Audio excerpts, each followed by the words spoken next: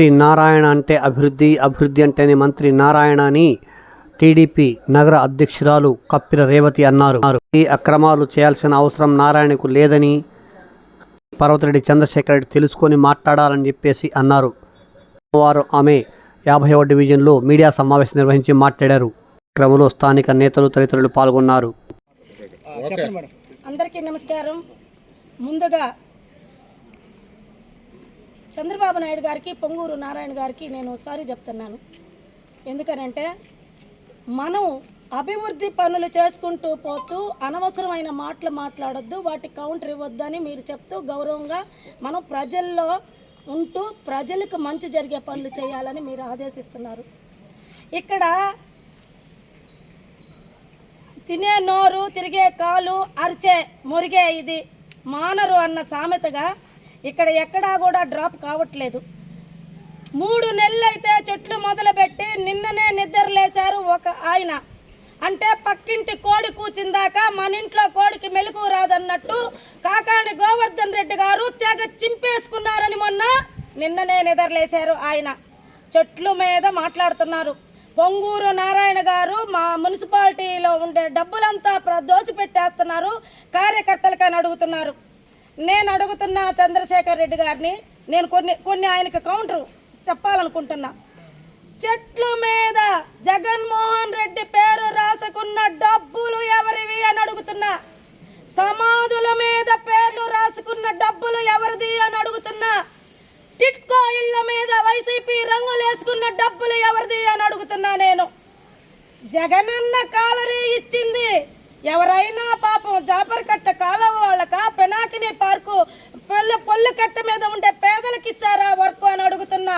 అవన్నీ మీ కార్యకర్తలకి దోచిపెట్టలేదా? జగనన్న కాలనీ పేరుతో జగమంతా మింగేశారు, ఎక్కడ పట్టినా మింగేశారు. ఇవన్నీ కానీ మర్చిపోతే ఎట్లాగా, మీకు గుర్తు రాకపోతే ఎట్లా, అప్పుడు మీరు లేరా ఎట్లా అని అడుగుతున్నా. నేను మీకు లెక్కలు వీక్ అనుకుంటా. మీరు ఈ మధ్య లెక్కలు నేర్చుకున్నారు. పొంగూరు నారాయణ గారు ఎప్పుడో లెక్కలు నేర్చుకున్నారు.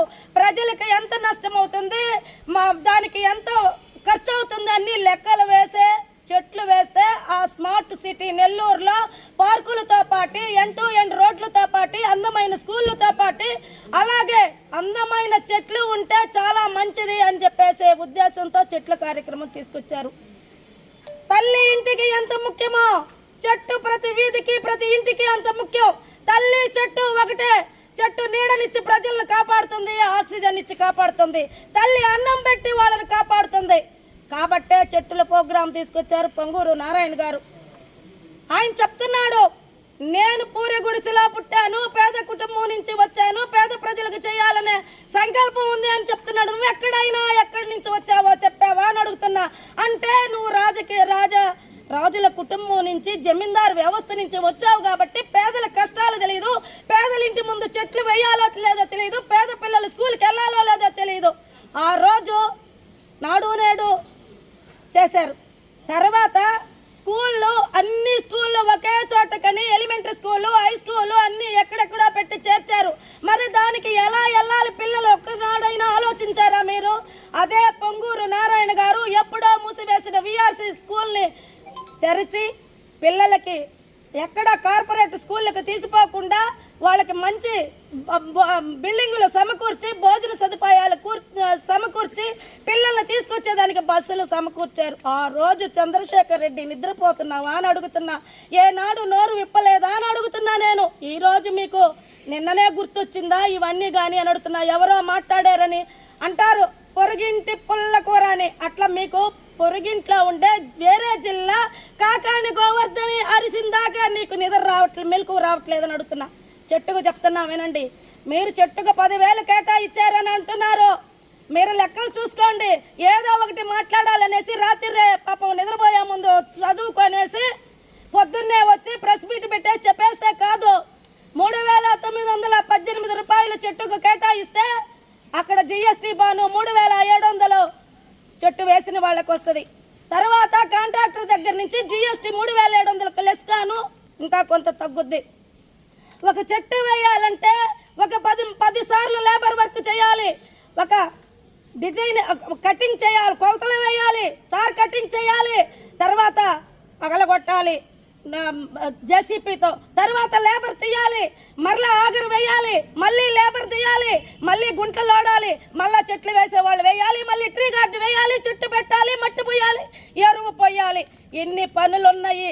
మీరిచ్చే డబ్బులకి లేబర్కి ఎంత అవుతుందో ఇప్పుడు లెక్కలు నేర్చుకొని లెక్కలు చెప్పాలి అని లెక్కల మాస్టర్ చంద్రశేఖర్ గారిని నేను అడుగుతా ఉన్నా.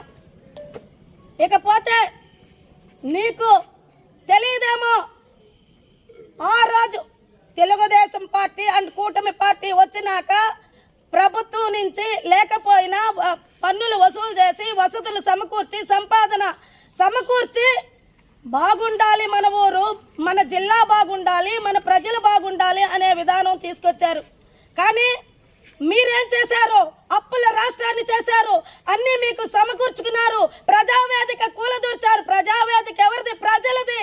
నీకెవడిచ్చాడు హక్కు కూలదోచేదానికని నేను మీడియా ముఖంగా చంద్రశేఖర్ రెడ్డి గారిని, వైసీపీ ప్రభుత్వాన్ని ప్రశ్నిస్తున్నా. మేము అధికార పక్షంలో ఉన్నామా, ప్రతిపక్షంలో ఉన్నామా?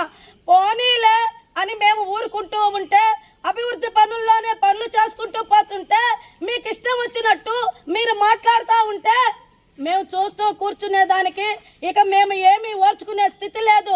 మీరు లేనిపోని అబండాలు వేసి మేము దోచుకుంటున్నామని మీరు పాపం ఏమీ లేకుండా రాష్ట్రానికి నిధులు సమకూర్చారన్నట్టు ఉంది ఇక్కడ వ్యవహారం.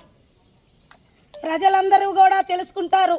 రాబోయే రోజుల్లో పచ్చదనమైన ఊరు, పిల్లలకి మంచి స్కూళ్ళు, అందమైన పార్కులు, ఎండ్ టు ఎండ్ రోడ్లు, అండర్ డ్రైనేజ్ వ్యవస్థ, దోమల లేని నగరము, ఎక్కడ చూసినా సీసీ కెమెరాలు, ఎలక్ట్రిక్ లైట్లు చేస్తే ఆ రోజు అనుకోవాలి. ఈ రోజు నేను పినాకిని పార్కులో నుంచి పెడుతున్నా. మాకు తెలుగుదేశం పార్టీలో ఆ రోజు పొంగూరు నారాయణ గారు వెంకయ్య నాయుడు గారితో కటింగ్ చేపించి పినాకిని పార్కు తీసుకురావటం జరిగింది. తర్వాత దీని అభివృద్ధి పనుల్లో మీరు ఎక్కడా కూడా పోలేదు. ఈ రోజు పినాకిని పార్కుకి రాజ వైభోగం తెస్తూ నెల్లూరులో ఆహా పినాకిని పార్క్ అంటే ఇది నెల్లూరు కదా అనే విధానానికి తీసుకొస్తున్నారు పొంగూరు నారాయణ గారు. మరి తమరేం చేశారు అని అడుగుతున్నా. ఇంకా నేను ఇంకొకటి అడుగుతున్నా. ఆయన పేదవాడుగా పుట్టి ప్రతి పేదవాడికి మంచి చేయాలనే ఉద్దేశంతో చాలామందిని దత్తత తీసుకొని పీపోర్ కింద చదివిస్తూ, కార్యకర్తలకి తన సొంత డబ్బులు ఇస్తూ, ఉచిత ఆసుపత్రి వైద్య సదుపాయం కలిగిస్తూ, ఇంటింటికి కంటి వైద్యం అని తీసుకొస్తూ, ఇంటింటికి డెంటల్ అని తీసుకొస్తూ, ప్రతి మహిళకి ప్రెగ్నెంట్గా ఉంటే మాతా శిశు సంరక్షణ కింద పథకం కింద ప్రతి మహిళకి ప్రెగ్నెంట్ అయినప్పటి నుంచి డెలివరీ అయ్యేంత వరకు బాగా చూసుకొని, పుట్టింటికి పోయి ఎలా వస్తారో చీరా సారుతో అలాగా ఏదో ఒక బహుమతి ఇచ్చి పంపుతున్న పొంగూరు నారాయణ గారు ఎక్కడా, మీరెక్కడా అని నేను అడుగుతున్నా. ఇంకా చెప్పుకుంటూ పోవాలంటే, ఏనాడైనా నీ స్కూల్లో ఒక్క పేద విద్యార్థికైనా ఉచిత విద్య కల్పించావా అని అడుగుతున్నా. నీకు మాట్లాడే హక్కు లేదు. వాళ్ళు మాట్లాడుతున్నారని మీరు మాట్లాడొద్దని చెప్పి దయచేసి విన్నవించుకుంటూ ప్రతి ఒక్క ప్రజానీకానికి ఒక మాట నేను చెప్తున్నాను. ఇప్పుడు కొంత అసౌకర్యంగా ఉంటుంది, అది కూడా అయిపోయింది. చెట్లన్నీ కూడా పూలు పూస్తున్నాయి. నగరం అంతా ఎర్ర పూలు, పచ్చ పూలు. అసలు ఎలా ఉందంటే రోడ్డు మీద పోతుంటే ఆహా ఇది నెల్లూరా అనే విధంగా ఉంది. కాబట్టి ప్రజలందరూ కూడా మన భావి తరాలు, మన పిల్లలు, మనము బాగుండేదానికి ఇవన్నీ చేస్తున్నారు. అదేవిధంగా ముఖ్యంగా ఇల్లు లేనమ్మకి హీనం చెడే, మొగుడు లేనమ్మకి ఇంకేదో చెడే అనే సామెత ఉంది.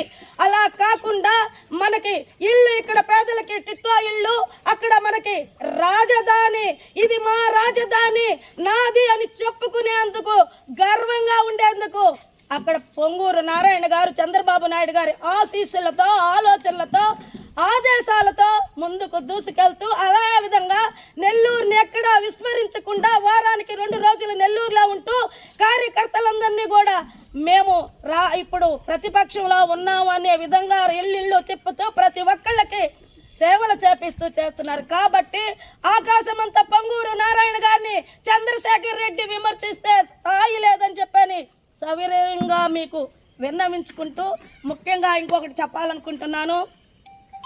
మోగాడు వైతారా అని కాకాణి గోవర్ధన్ రెడ్డి పిలుస్తున్నాడు. ఏ మోగాడు పిలుస్తున్నాడు అని అడుగుతున్నా నేను. అంటే మీరు మాట్లాడితే ఏమంటే నీతులు, మేము మాట్లాడితే ఏమంటే బూతులు.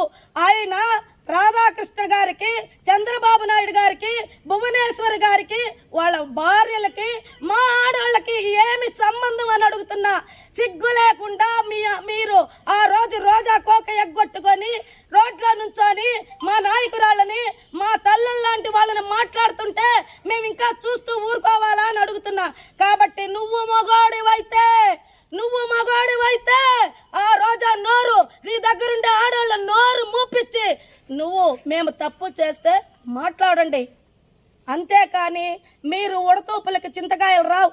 ఆ రోజు ప్రతిపక్షంలోనే మీరు దొంగ కేసులు పెట్టినా కొట్టించినా మేము ముందుకెళ్ళిపోయాము. మరి ఈరోజు అధికార పార్టీలో ఉన్న మా అధినాయకులు మీరు కమ్ముగా ఉండండి అంటున్నారు కాబట్టి మేము తల ఉంచుకొని పోతున్నామని చేతగాని వాళ్ళు అనుకోవద్దని హెచ్చరిస్తూ, మీరెవ్వరికి కూటమిలో నాయకుల్ని విమర్శిస్తే స్థాయి లేదని తెలియపరుస్తూ, ఇక రోజా వాళ్ళు దగ్గర పెట్టుకో. నువ్వు కానీ ఎక్కువ తక్కువ మాట్లాడావంటే ఈసారి నీకు రోడ్లో తగిన బుద్ధి చెప్పాల్సిన పరిస్థితి ఏర్పడుతుందని. నీలాగా ప్రతిపక్షంలో అధికార పార్టీలో ఉంటే పేదలకి సేవ చేసి మళ్ళీ ప్రతిపక్షం వచ్చిన ఓడిపోయినా కూడా ప్రజల్లో ఉంటే వాళ్ళ కష్టాలు సుఖాలు తెలుసుకోవాలి. తగుదనమ్మా అని తైతక్కలాడేదానికి ఏదో ఒక ప్రోగ్రాం పోతావు, జీటీవీకి పోతావు, ఆటాకు పోతావు. ఈ మధ్యలో మళ్ళీ ఏనా అధ్యక్ష అంటున్నావు. మూసుకొని ఇంట్లో ఉండు. నీకెప్పుడు అధ్యక్ష పిచ్చిపోయేటట్లేదు. అంటే సినీ ఫీల్డ్లో కూడా మా ప్రోగ్రాముల్లో కూడా అధ్యక్ష అనాల్సిందేనా? కాబట్టి రోజాని జాగ్రత్తగా ఉంచుకోమని. కాకాడ గోవర్ధన్ రెడ్డి మీరు ఇష్టం వచ్చినట్టు మాట్లాడుతుంటే, మీ ఆడవాళ్ళు మాట్లాడుతుంటే మేము ఊరుకోమని. చంద్రశేఖర్ రెడ్డి గారు మీరు తెలుసుకొని మాట్లాడాలని లాస్ట్గా ఒకటి చెప్తున్నా. మార్కెట్ అధికార పార్టీ తెలుగుదేశం ఉన్నప్పుడు మార్కెట్ నిర్మించి ప్రతి ఒక్కళ్ళకి కూడాను డిప్పులేసి నిర్ణయించటం జరిగింది. కానీ మాది అధికారం మీరు రాగానే మీ సొంత మనుషులకి ఒక్కొక్కళ్ళకి బినామీ పేర్లో 4-5 అంగళ్ళు ఇచ్చి తర్వాత అవన్నీ మూసేసి అసాంఘిక కార్యక్రమాలకు అడ్డాగా ఉన్న మార్కెట్ గురించి ఏనాడు కూడా ప్రశ్నించలేదు. ఇవన్నీ కూడా మీరు రాకముందు పోలుబోయిన అనిల్ కుమార్ గారి ఆధ్వర్యంలో జరిగినాయి. మీరు ఒకసారి చరిత్ర తెలుసుకోండి. అయితే ఈరోజు కాలిపోయాక మొత్తం అంగళ్ళకి మళ్ళీ వర్క్ చేపించి ప్రతి పేదవాళ్ళకి ఉండాలని మీ వైసీపీలో ఉండే మనిషి చెట్లు ఇచ్చారు. ఆ రోజు మీరు వాళ్ళ మీద కేసులు పెట్టి ఒక్క మాట కూడా మాట్లాడకపోతుంటే వాళ్ళకి పొంగూరు నారాయణ గారు చెట్లు ఇచ్చారు. మీ మనిషి ఆ రోజు మీరు కేసులు పెట్టించి మీరు తరిమేస్తే వాళ్ళకి మార్కెట్లో అంగళ్ళు ఇచ్చారు. దట్ ఈస్ నారాయణ అనిపించే విధంగా మన నెల్లూరు మన నారాయణ అనే నిదానాదానికి కరెక్ట్ నిర్వచనంగా చేసుకుంటూ పోతున్నారు. కాబట్టి ఎవరైనా సరే అనవసరంగా అధిక ప్రసంగం చేస్తే తగిన బుద్ధి చెప్పాల్సి వస్తుందని తెలియపరుస్తూ సెలవు తీసుకుంటున్నాను.